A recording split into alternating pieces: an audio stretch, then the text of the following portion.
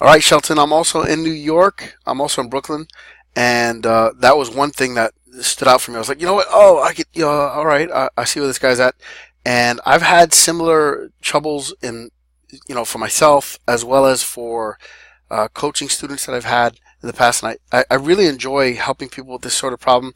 I was thinking about launching something related to this as a product, but whatever. Hopefully, you'll get value out of this, and some other folks might also.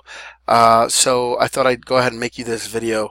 Let me know what you think. So one of the things about today's day and age, the resume for today's day and age is you can pretty much customize the thing the way you want.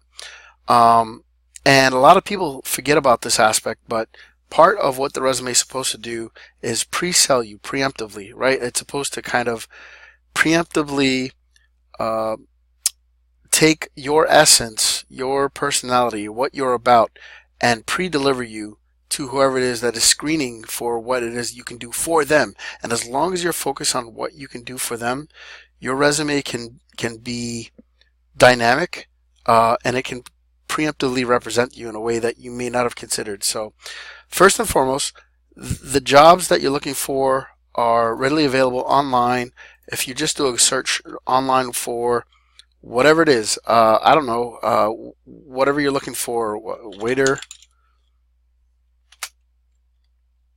jobs, right? If you just type in something like waiter jobs,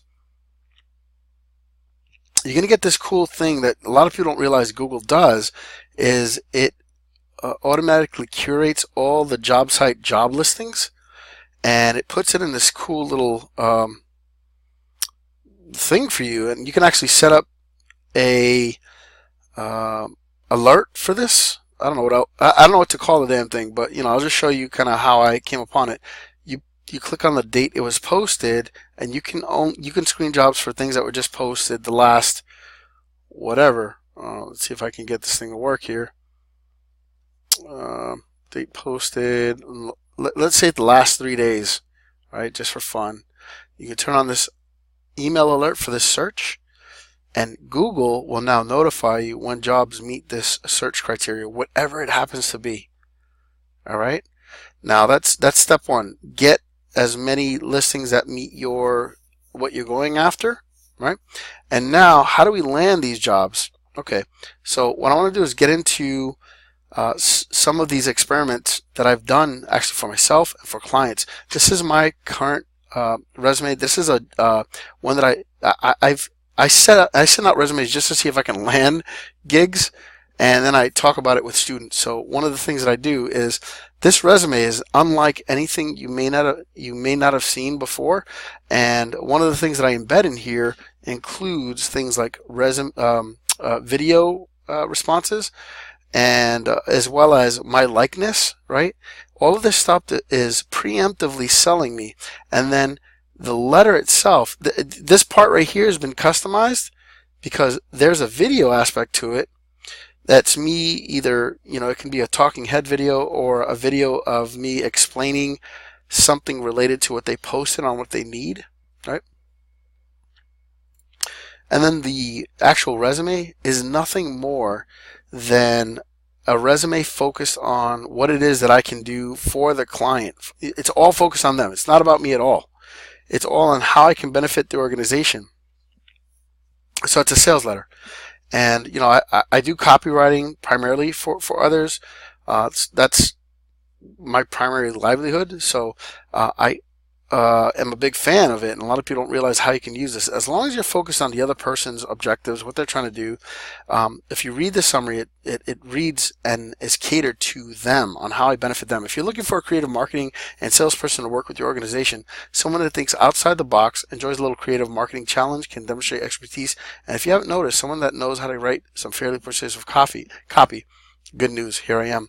The unique strengths I can add to your organization, should you decide to work with me, include a thorough understanding of pre-selling, blah, blah, blah, blah, right? I'm the guy you hire if you want to delegate big ideas, creative copy. I'm telling them how I can benefit them. That's the entire focus of my summary. This doesn't change, right? I let them know what I'm bad at. My Spanish sucks. My cooking skills aren't the best. You definitely don't want to hire me if you're looking for another tech nerd. this right here is all levity, right? Like I'm trying to get them to laugh or at least smirk or at least smile and say, "Oh, that's cute" or something, whatever. Trying to get to tap into emotion, right? Don't get me wrong, I can do all the above to some degree, but those are not my superpowers.